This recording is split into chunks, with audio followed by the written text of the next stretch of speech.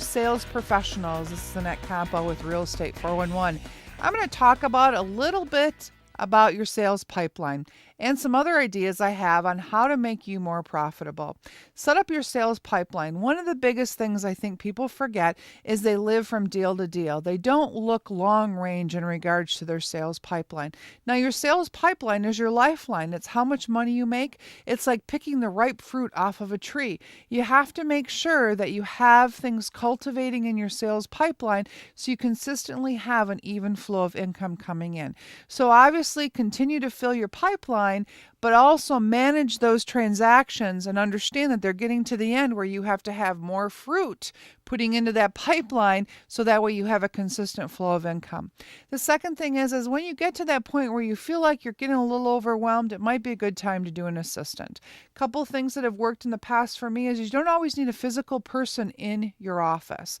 Sometimes just a part-time person to come in and do some data entry or some light accounting, or you can even do a virtual assistant. Nowadays, there's so many opportunities out there, but just make sure that you set down a job description before you ever start interviewing. So that way in your head, you know exactly what you need. And so that way you can look and seek out someone that's going to meet what your needs are.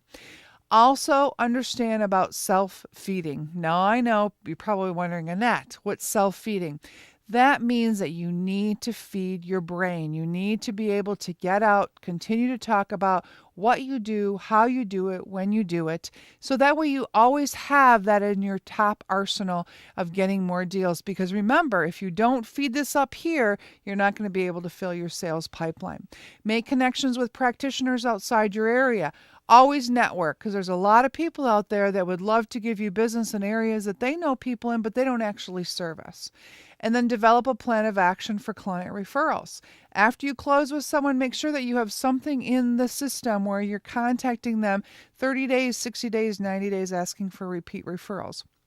The best compliment for me is when I have a past customer give me someone that's very dear to them, because that tells me that I have built a relationship, and people buy people before they ever buy a product, tool, or service. And the last thing is don't think about tomorrow, think about next year. So you need to make sure you're planning out everything that you have, and don't live commission check to commission check, because that's the hardest way to live. Understand that that cash flow coming in every single month is meeting your budget and giving you some sort of a weekly wage. And in turn, you will have more of a productive income coming in for you to be able to support your business. Until next week, always visit realestate411now.com.